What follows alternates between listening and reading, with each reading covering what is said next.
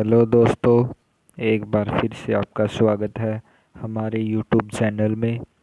आज दोस्तों हमने जो सीरीज शुरू की थी CHSL टायर 2 के लिए, उसमें हम आज निबंधमाला 221 जो कि अरिहंत की बुक है, उसका आज हम तीसरा ऐसे करवाने वाले हैं, पर्यावरण प्रदूषण के कारण एवं प्रभाव। तो दोस्तों आशा है कि ये सीरीज आपको पसंद आ रही होगी। तो चलिए दोस्तों आज का टॉपिक शुरू करते हैं, पर्यावरण प्रदूषण का कारण एवं प्रभाव।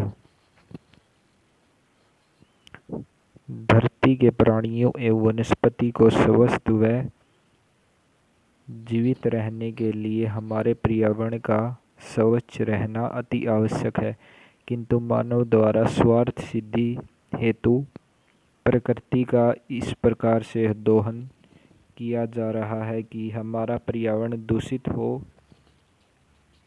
चला जा रहा है। आज पर्यावरण दूषित भारत की ही नहीं बल्कि विश्व की एक गंभीर समस्या बन गया है।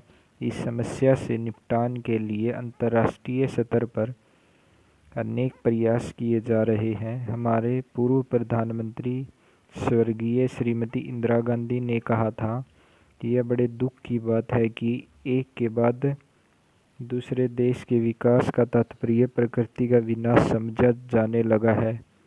जनता को अच्छी विरासत से दूर किए बिना और प्रकृति के सौंदर्य, ताजगी व शुद्धता को नष्ट किए बिना ही मानव जीवन में सुधार किया जाना चाहिए।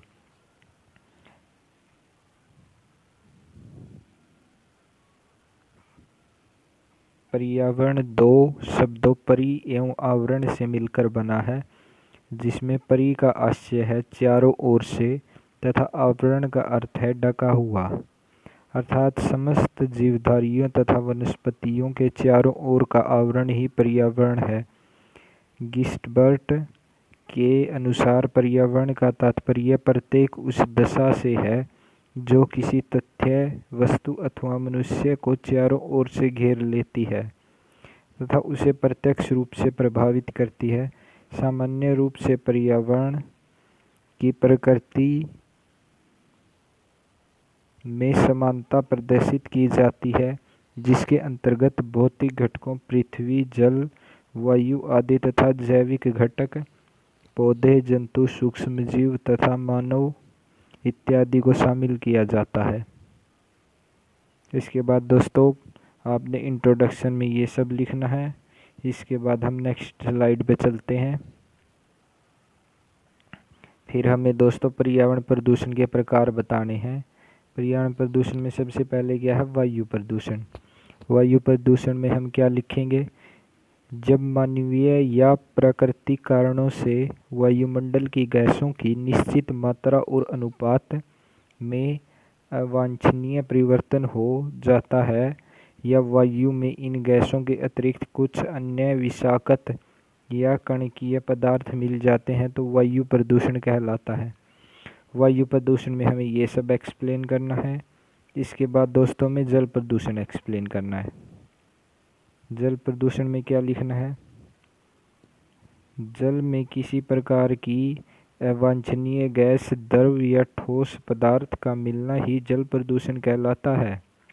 विश्व स्वास्थ्य संगठन के अनुसार प्राकृतिक अथवा अन्य स्रोतों से उत्पन्न अवांछित बाहरी पदार्थों के कारण जल दूषित हो जाता है तथा यह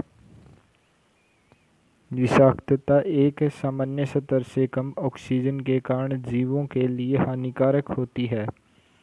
इससे संक्रमण रोगों का फैलाव बढ़ जाता है। जल प्रदूषण में केवल हमें इतना ही लिखना है। आगे नेक्स्ट को एक्सप्लेन करेंगे। नेक्स्ट है हमारा ध्वनि प्रदूषण। ध्वनि प्रदूषण में लिखेंगे हम किसी भी व्यक्ति से जनित सामान्य आवाज़ को ध्वनि कहते हैं। ध्वनि की तीव्रता जब एक सीमा से अधिक हो जाती है तो वह मानव तथा अन्य जीव जंतुओं के लिए घातक हो जाती है, तब इसे ध्वनि प्रदूषण कहते हैं। ध्वनि की तीव्रता को डेसिबल में मापते हैं। एक अन्य व्यक्ति के लिए सामान्य व्यक्ति के लिए 50 डेसिबल तीव्रता की ध्वनि सुनना उपयुक्त व समान होता है। 80 डेसिबल से अधिक तीव्रता की ध्वनि शोर कही जाती है। ध्वनि प्रदूषण में ये एक्सप्लेन करना दोस्तों में। इसके बाद देखते हैं, इसके बाद हम सीधे निष्कर्ष पे आ जाएंगे, क्योंकि हमें 250 शब्दों में पूरा करना है दोस्तों। तो ये हम कर रहे हैं, एक बार और फिर से बता दें, हम निबंधमाला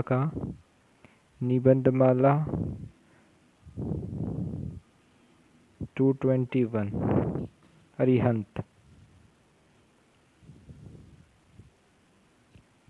अरिहंत निबंधमाला 221 करें दोस्तों। अगर वीडियो आपको पसंद आ रही है तो लाइक करिए, चैनल को सब्सक्राइब करिए और शेयर करिए वीडियो को। चलिए निष्कर्ष की तरफ बढ़ते हैं।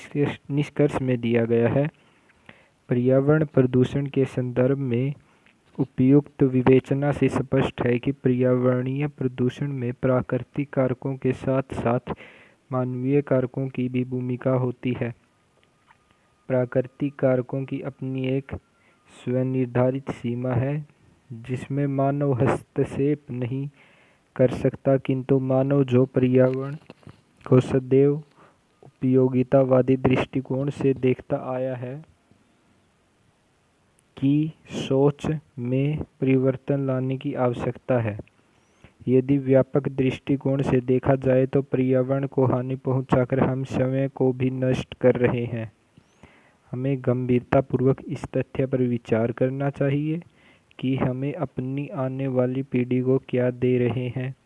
संस्कृति जीवी होने के कारण हमें ऐसे उपाय सोचने चाहिए जिसमें मानव की जीवन की गुणवत्ता की रक्षा करते हुए पर्यावरण को भी सुरक्षित रखा जाए। पर्यावरण वैश्वीकरण का एक पक्ष है, मनुष्य उसका हिस्सा भी है और उपभोक्ता भी। अतः पर्यावरण का शोषण और दोहन मानव अधिकार को स्थापित करने में बाधक बन जाता है। अतः पर्यावरण संरक्षण के द्वारा हम मनुष्य के अस्तित्व और जीवन एक गरिमा की रक्षा करते हैं।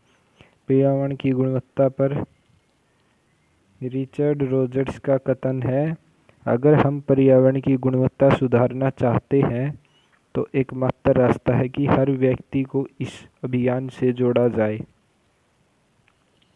तो दोस्तों ये था आज का हमारा ऐसे। कल को टॉपिक आप सजेस्ट करिए कि मैं कौन से टॉपिक पे ऐसे लाएं। मैं निबंधमाला में से ऐसे उठाऊंगा और आपको यहाँ पे करवाऊंगा दोस्तों। मुझे बस आपका सपोर्ट चाहिए। इस वीडियो को ज़्यादा से ज़्यादा शेयर करिए और चैनल को सब्सक्राइब कर लीजिए दोस्तों। मिलते हैं नेक्स्ट वीडियो में, तब तक के लिए जय हिंद जय भारत।